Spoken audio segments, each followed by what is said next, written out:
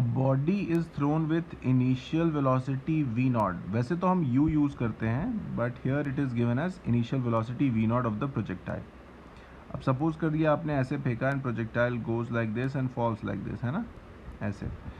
और determine v naught, मतलब v naught ही बताना है हमें, and maximum height is 5 metre. So clearly जहाँ पे ये टॉप पे है ग्राउंड से, वो पॉइंट की हाइट इज़ 5 मीटर। इसका फॉर्मूला हमें पता होता है। और इम्पॉर्टेंट इस क्वेश्चन में ये है, इंटरेस्टिंग ये है कि ये रेडियस ऑफ कर्वेचर बोला है जो कि 3 मीटर है। रेडियस ऑफ कर्वेचर से इनका मतलब होता है कि यहाँ पे अगर एक मैं छोटा सा लोकल सर्कल बना दूँ ऐसा, है ना, जिसको हम लोकल सर्कल कहते हैं टॉप पॉइंट पे, तो उसका जो रेडियस आएगा दैट मीन्स दिस मच, है ना, ये जो रेडियस आएगा इसका, वो उसकी वैल्यू जो है इन्होंने दे रखी है 3 मीटर। अब क्या होता है, रूल क्या है, I just show you the rule. So अगर ये this is the trajectory of projectile and if I draw a local circle मैं यहाँ पे बना भी दूँ और उसके रेडियस की बात हो रही है, इस वाले रेडियस की, तो हमें देखना होता है कि वो रेडियस का फॉर्मूला होता है, मैं पहले फॉर्मूला लिख देता हूँ, उस पॉइंट की वेलोसिटी, टेंजेंशियल वेलोसिटी का square divided by g. G is acceleration, जो कि आप जानते हैं, या फिर divided by acceleration towards the centre. Actually वो जी नहीं है, वो acceleration towards the centre of the circle है, जो कि एक्चुअली उस कोइंसिडेंटली जी ही रहेगा उस पॉइंट पे। और उस पॉइंट पे जो टॉप पे वेलोसिटी होती है हमें पता है, वो वी नॉट कॉस थीटा होगी। अगर इनिशियल एंगल थीटा रहा है यहाँ तो ये वी नॉट कॉस थीटा जो यहाँ पे स्पीड होती है वही टॉप पे भी होती है, हमें ये पता है, राइट।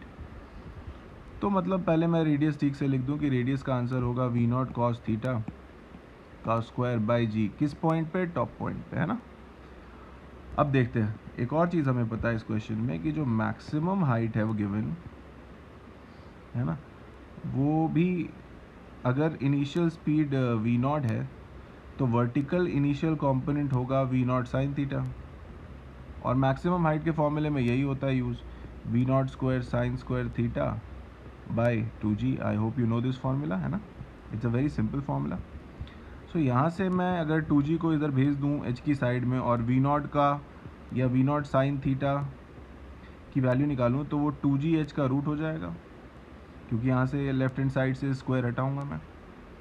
अब इसको मैं इक्वेशन 1 मान लूँ और यहाँ पे जो मैंने अभी अभी डिराइव किया इसको इक्वेशन 2 मान लूँ, तो मैं दोनों इक्वेशंस यूज़ कर सकता हूँ। यूजिंग इक्वेशंस 1 एंड 2, एक में कॉस थीटा की वैल्यू आ रही है वी नॉट की, वैसे मैंने ये लिखा नहीं है कि वी नॉट कॉस थीटा यहाँ से क्या आएगा, यहाँ से वी नॉट कॉस थीटा जो आएगा वो रूट आर जी आ जाएगा, अगर मैं जी को क्रॉस मल्टीप्लाई कर दूँ यहाँ पे आर से, है ना।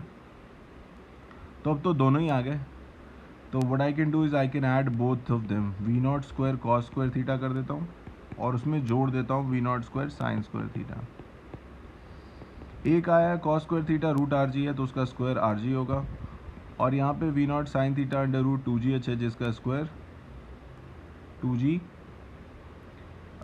We not sine theta 2gh आया है या मुझे h आया है, sign square theta by 2gh आया है, तो वो जोड़ दूंगा, है ना, और यही मुझे आंसर दे देगा। तो अगर यहाँ से सिर्फ ये पूछा गया हो कि यहाँ पे फाइनल आंसर, यहाँ पे देखिए आप g कॉमन ले लेंगे तो r प्लस 2h होगा, करेक्ट। सो वी नॉट की वैल्यू, अब ये दोनों जुड़ गए तो ये तो सिर्फ वी नॉट स्क्वायर हो गया, क्योंकि sine square theta plus cos square theta is equal to 1। So all I am getting is g times r plus 2h, and now you can put the values, so it will be under root of g times r plus 2h, okay. और यहाँ पे बाकी सारी चीज़ें given है, r given है, h given है, तो बस डाल देते हैं।